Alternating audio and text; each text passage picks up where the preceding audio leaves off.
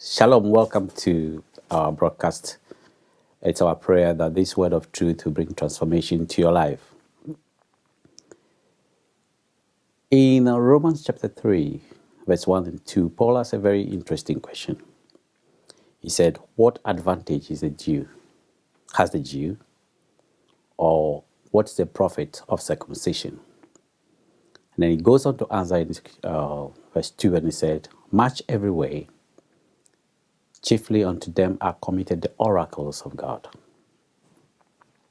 One of the things that identify a person as a Jew is the act of circumcision.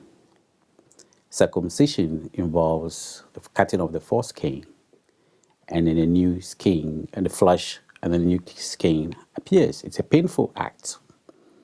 The Bible says when we come into the knowledge of the truth and we give our life to Christ, our hearts are circumcised. And many of us may have been indulged in something in the past that was not profitable or which were not compatible with the new lifestyle in Christ. We had to give up what we were doing.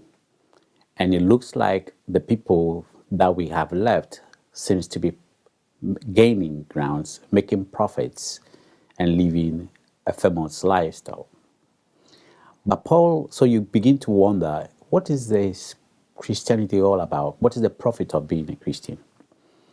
But Paul's answer is very interesting. He said, unto them were committed the oracles. Oracles are the secret revelations of precepts and promises of God.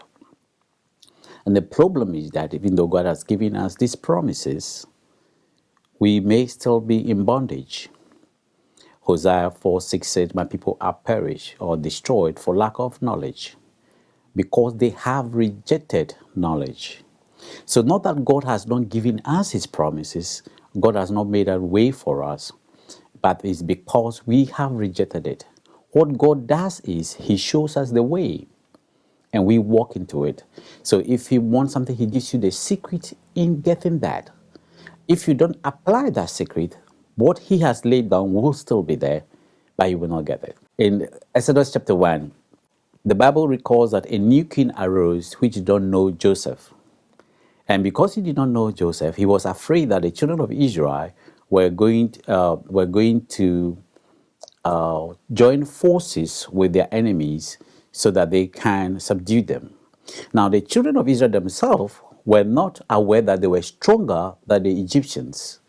So what happened was that the lack of knowledge on the side of the new king generated fear, and the children of Israel, lack of the knowledge, the fact that they were stronger than the Egyptians, made the Egyptians to subject them into bondage. So our lack of knowledge of who we are and what we have and what God has given to us will make circumstances and situations subdue us, keep us into bondage. For over 430 years, they were in subjection until the knowledge of the truth. The Bible's recalled in Ecclesiastes 10, verse 5 and 7, that said, so there's an evil I've seen under the sun, which is the fault of the rulers. Said, I've seen princes walking on foot while servants on horseback. So which means, it's very interesting, princes are supposed to work or be on a horseback, and then the servant walking on foot. But there's a reversal of role because of lack of knowledge.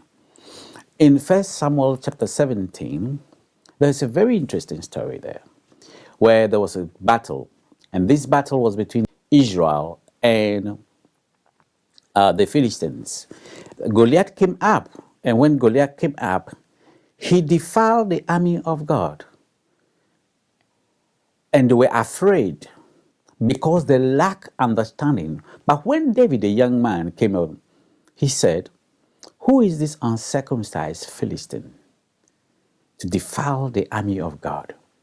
David remembered a covenant that God had signed with Abraham in Genesis 17 and 12, where he said, I'll fight those who fight you. And the whole of Israel were afraid because of lack of knowledge.